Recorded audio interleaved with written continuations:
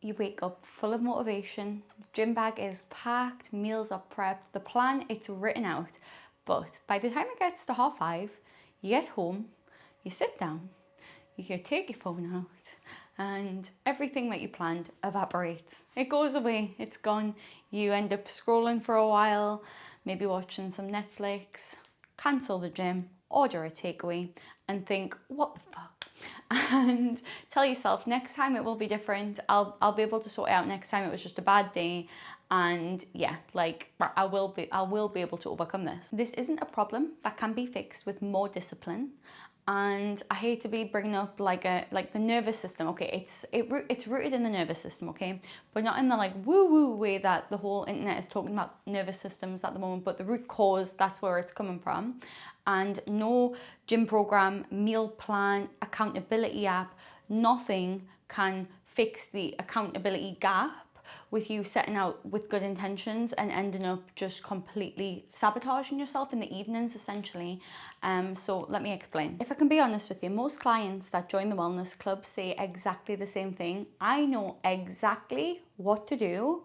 I just can't do it. I don't know whether I'm lazy or not motivated enough. But when I take a little sneaky peek into what's actually happening in their day-to-day life, the same pattern is always there. You, the actual you, the logical you, isn't making decisions about food and gym at 6 o'clock. The stress response part of your brain is making those decisions for you. So when you step through the door after work, or when you get out of your home office after work, your logical brain isn't thinking.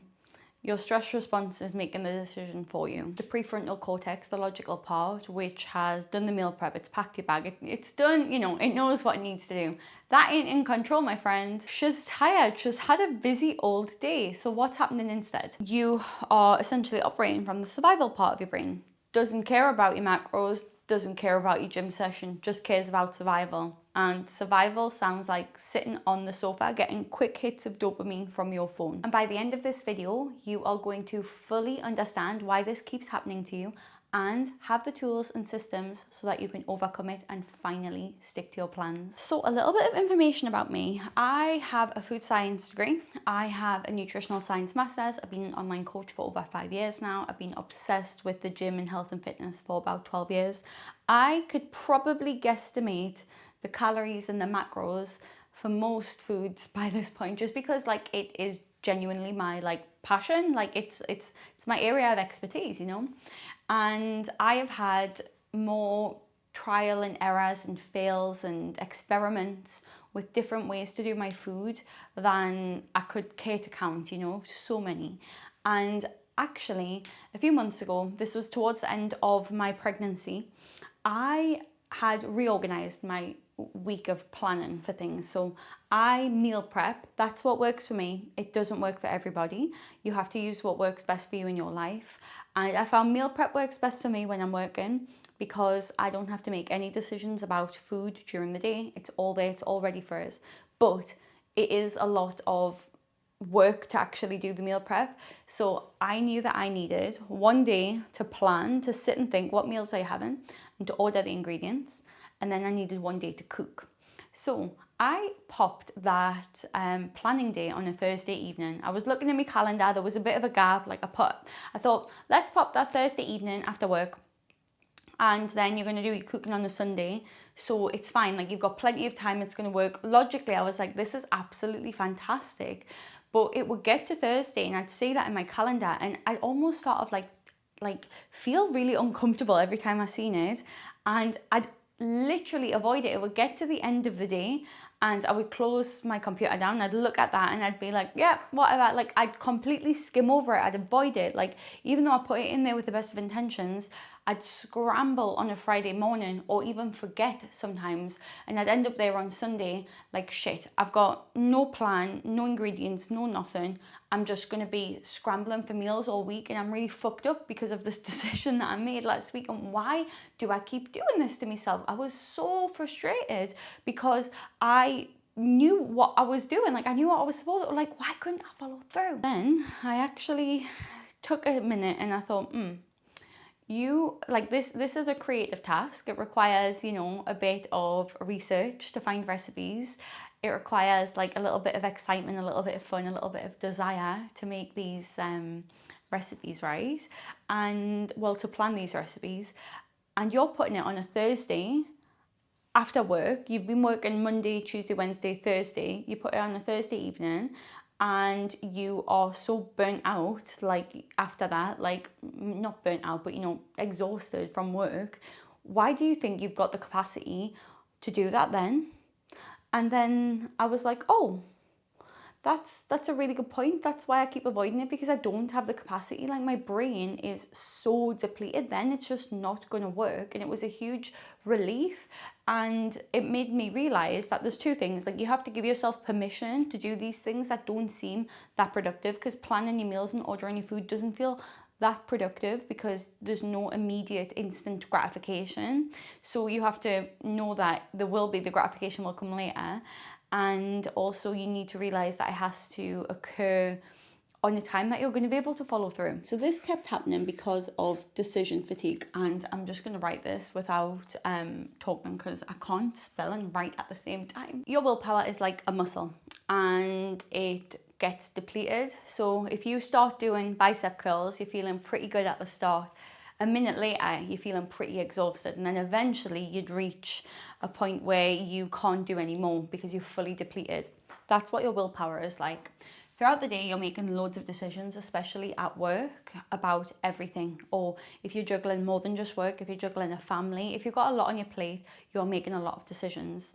So in the morning, you have strong willpower and you've got a lot of decisions ahead of you. At the end of the day, you've got a bicep on fire, it's hanging down. You're like, willpower is like, I can't do it, I can't do it. And you've made loads of decisions, so you've got decision fatigue. So then in the evening, when you do have to make more decisions, like should I work out, you're going to want to pick the road of least, the path of least resistance, because it is still ultimately a decision at the end of the day. Your willpower isn't infinite. At the start of the day, you've got a good old reserve, and by the end of the day, it's going down. You can build it up, like maybe somebody with good willpower could maybe get it a little bit higher, but ultimately you're never going to be able to have like a constant amount of strong willpower for the entire day. All this to be saying, the person that you are in the morning is a neurologically different person to the person you are in the evening. Like you are actually showing up as a completely different person. The inside of your brain is different. So even though you've got a workout plan, even though you've got your bag packed, even though you've got a lot of things already kind of decided, you are making the highest stake health decisions that you're going to be making in your day, cooking, working out, etc., at the point in the day where you have the least capacity to do so. You literally have the least capacity to willpower yourself into doing something positive and productive at the end of the day. So that's, like I said, something you cannot overcome with discipline. You're never going to be able to overcome that with discipline. You can only overcome that with systems. So I've got a few ideas for you. We've got workouts and we've got food. And then we've also got like healthy habits as well. With workouts, I've got two options for you. I'm going to go through one now and one a little bit later in the video if this one doesn't work for you. But potentially we're going to get all of our movement done at the start of the day. We're going to see if that's workable. Could you perhaps get up a little bit earlier, have a shorter workout, or have something at lunchtime or before work? The reason for this is, like I said, look at the willpower up here, my friend. Let's use it. Let's work with our system. So if there's any way, it's much better to do 2 short workouts in the morning every week than plan 4 perfect workouts in the evening that you don't do, that you only do 1 of, you know? So maybe even 3 or 4 short workouts that you actually do, that you actually show up to. It could be a walk, it could be a workout, it could be anything. I am the kind of person who always trains before work or at the middle of the day. I have control over my schedule now, but I'm going to come back at you with a time where I didn't have control over my schedule and I had a pretty intense schedule where I did train after work. But what we can do is think short workouts or AM movement and it's better to do something than nothing. So that's what we're going to do workouts wise, because the reason for this is, like I said, we're going to utilize our willpower while we've got it. But if you're coming in from work at 5:30, you've got to do a full workout, and you've got to cook, and any other healthy habits, reading, skincare, whatever it might be, knitting, colouring in. Look, come on, you can't do it. Look at how little willpower you've got. It's not gonna work. Just think about your poor brain. Look, I'm gonna even draw it for you. This is your poor brain. You're coming in and you're like, right, we've got about 2.5 hours of stuff that we need to do here. This is what it's doing. Oh, it's like, bloody hell, leave us alone. So we've got to try and work with it, okay? So when it comes to food, is there any way that we could prepare some ingredients? So prep ingredients, or meal prep, or have 5-minute meals. Especially for the end of the day, if you have to come in and you've got a full workout to do, but then you've got meal prep, a 5-minute meal, all your ingredients are prepped, so it's very quick, that's going to make your brain say, hey, yeah, I've got a little, I can do it. And then with your healthy habits, it's about putting them in very small, manageable doses. 1 page, 10 minutes of drawing. This will signify that it's safe to your brain, and then you can build that up as time goes on. But this is what we're going to do to overcome this naughty decision fatigue and your limited amount of willpower. Back when I was 20 years old, I was working 3 jobs at university. I worked at ASDA, I worked for the Students' Union, and I worked at a football stadium in the match day, but I was pulling pints. So 3 jobs and a university student. And at the same time, that's when I first made Instagram, and I was kind of like on the side doing my Instagram stuff. My biggest job though was my ASDA job, where I had to get up at 4 a.m. to work like 5 till midday. Basically, I was home shopping. Slay. It's another story, but I would literally cry before work because it was a horrible working environment. It was really horrible. I had a really full schedule, very stressed. Like at that time, I was getting my degree. I was in my fitness. Like I really wanted to be a gym baddie. Like I wanted it, and also I needed finances to be able to live, to pay the rent, So I had those 2 little jobs at the Student Union and pulling pints, but my main job was just the ASDA, which I did like half of the week. And anyways, where was I fitting me gym in? Well, I would have to I'd get up really early, which was like in and of itself quite hard because I was a university student, and then do my day of work, which was quite intense physically because I was picking. And this is just fun little insight here, completely irrelevant, but when home shopping became a thing, I was like one of the first I was there when it became a thing. And so the systems are a bit more sleek now, so you push your trolley like round and you kind of get everything from every aisle, and it's quite like fine. When I did it, you were doing 1 person shopping at a time, like the system hadn't been updated, so you'd have to run around like a madman up every aisle pretty much for everybody shopping. So you'd have to like go round multiple times. I had so many steps. So you can imagine, right? I'm running around, I'm sweating, I'm knackered. I'm like, right, I've got a deadline, and I'm like, also the people at this job are horrible bullies. So I'm like, there's a lot going on. Like my brain, when we think about what was going on in there, she was like, blah, blah, blah. I would come out of work, I would open the door to my beat up Fiat Panda, poor bugger, little square car she was. I'd sit in freezing because it's England, and I'm looking at the steering wheel and I'm like, drive home. And then I'm like, no.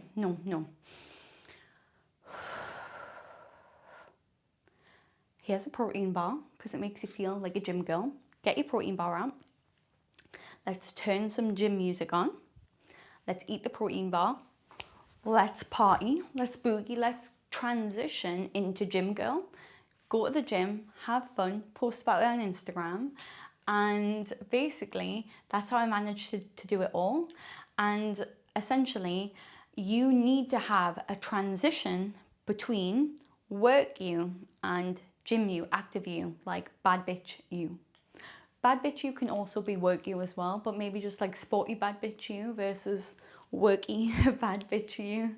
So most people go from work into personal and expect themselves to like show up the exact same, but there's no window of decompression. You aren't allowing yourself to change, to switch modes, because for example, I'm gonna do it to you right now just for the benefit of the video, but like I have a child, and if you have a child, you're like this too, and if you don't, I'm just giving you this as for an example. But I'm like, hello baby, you are my gorgeous little girl, and I'm like, and that's how I talk to my baby. I will talk to her normally as well, but I'm like, I love you, I love you. Am I like that at work? Yes, I suppose, because I've just done that. Am I like that in the gym? No, you have to switch your hats. You have to go into a bit of an alter ego. You have to change your state. So when you're in work, maybe bad bitch you, she's a little bit depleted. Fine, take her off anyway. Let's put on gym you. Especially if it's been a busy work day where we've had a lot of decision fatigue, it's been quite stressful, you've had a lot on your plate, you're making big decisions. The likelihood is that your nervous system, keyword here again, jargon, it is maybe operating from a little bit of fight or flight. It is, your brain is thinking, chocolate, sit on sit on sofa and watch TV. Like your brain is thinking of all of these like protective things because it's a little bit in like, help, I need to be soothed. So you need to have some kind of decompression or alter ego switch in a little short window between finishing work, getting home from work, and entering your personal life, which is going to involve whatever, being a man, going to the gym, cooking, or whatever it might be. This could be a short walk, it could be a playlist, it could be sitting in the car, it could be eating something. And like I said with me, I sat in the car, I put my playlist on, and I ate a protein bar, because that said to my brain, you are no longer under threat.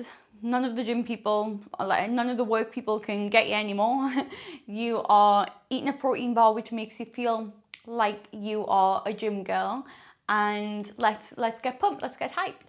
And that helped me transition, instead of just being like, I need to go home and lie and rot, because that's a normal response to have. Because if you're fully depleted, you're going to be operating in a little bit of fight or flight. You're going to be like, I need safety, I need protection, I need to feel good immediately. So some people can go straight from the gym to work, and that's great. That works gorgeously. You might be able to come home from the gym and go straight to work, or you may be able to come home, go straight from work to the gym. If that doesn't work for you, let's try the window. If you can't work out in the morning, and if you find that you really struggle to go straight from work to the gym, then let's try and shift your mode, shift your way of thinking, shift your brainwave. Make a little ritual, make a little enjoyable ritual that helps you get into the mindset you need to be in to succeed at the gym. If you are new to me, you might not know that about 7.5 months ago, I had a baby. Woo woo! Preceding that, I had 8 months of trying to conceive, which was very emotionally taxing. It really pushed my limits of what I was emotionally capable of handling. Really struggled until falling pregnant. Everything was pretty good after then, but that knocked us. And then I got pregnant and I gained 26 kilograms during pregnancy. Towards the end of pregnancy, I was in so much pain. I was aching. I didn't fit in fucking anything. A chair, me clothes, now. I'd never been like overweight before, basically. I'd never been, the heaviest my body had ever been was 65 kilograms. I was 60 kilograms before I fell pregnant, 86 kilograms at the end of pregnancy. And like, I loved pregnancy, don't get us wrong. I didn't really suffer with nausea, but I had insane hunger and I ate like a monster, which is why I gained so much weight. So suffice to say, I got to the end of pregnancy, I gave birth, and I didn't really know who I was afterwards. It was such like, what the hell, for anybody, no matter how smooth or hard your pregnancy is, no matter how hard or easy you find having a baby, like, they are really, really, like, when they say that, like, life, it's the biggest change you can go through, like, they ain't joking. It completely takes you, says, like, it's nice that you spent your whole life building this person. Piss off, she's gone. Thanks. So you kind of left as a bit of a shell of your former self. Not everybody, but definitely me.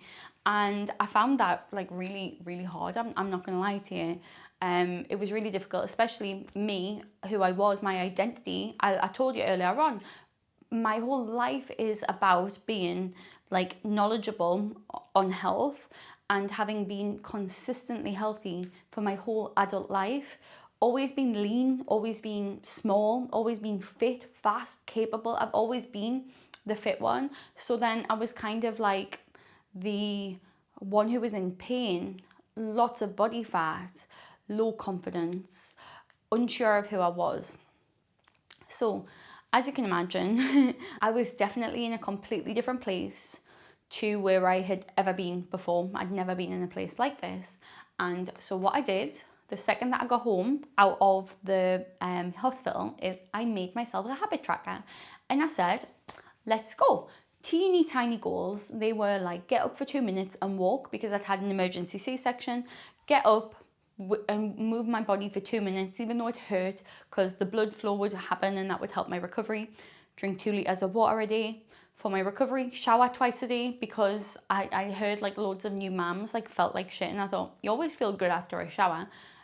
You do. So I made a habit tracker, right, with all of these silly, stupid, tiny, almost like dumb habits that you do anyways, you know, like these are normal habits. But because this version of me was so brand new and I didn't really know her, I thought, let's just start at the bottom. There's no shame, and let's just work our way up. Let's just really make the barrier to entry so low it's impossible to not adhere to, and then we can build up. Now, 7.5 months later, well, I've lost 24.5 kilograms.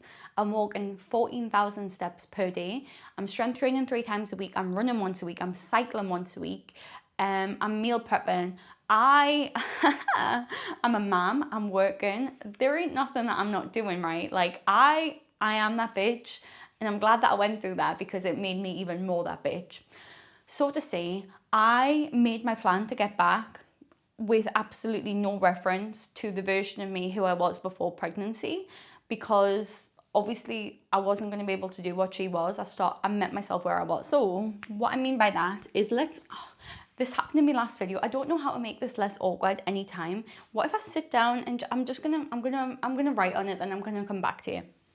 So what we need to do to overcome this gym bag packed, plan made, workouts all sorted, everything planned, is we're going to stop making the plans for motivated you. The motivated version on you who has just had a lovely weekend, she's had a lovely time with friends, with loved ones, she's recharged her batteries, she's sat there and she's like, I can do 4 workouts, I can stick to 1,800 calories, I've got 10,000 steps. Yeah, because you're bloody recharged. Do you know who's actually going to be showing up to this? It's end of the day you. And have you seen her willpower? Have you seen it, right? So we're not doing that anymore. We're going to maybe turn that into, to begin with, to get the ball rolling, to get things happening, let's perhaps start with 2 20-minute workouts. Let's start with it, because Depleted you, she's probably going to say 2 20-minute workouts and think, I can stick a timer on and I can do that. Other part of you is going to be like, what's the point? Well, I'm hoping that's not the case anymore.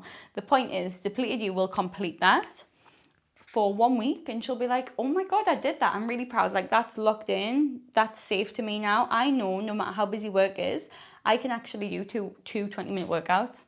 I can also eat 2 balanced meals a day. That's fine. I can go on a 15 to 30-minute walk every day.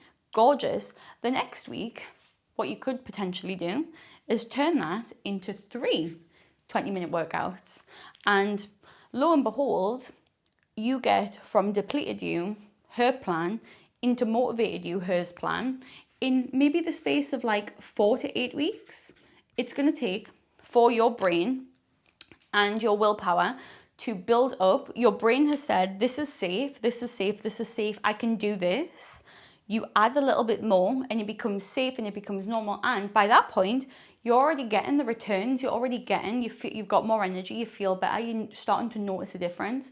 So it's even extra motivation and extra willpower from the fact that you are seeing the results. But to get there, you need to plan for the depleted version of you so she can actually show up and do it. Because at the moment, if you continue making plans for motivated you and not doing it, you're creating a plan, you're not following it through, and you don't trust yourself. You are losing trust every single time. You are signaling to yourself, when I make a plan, I don't follow through.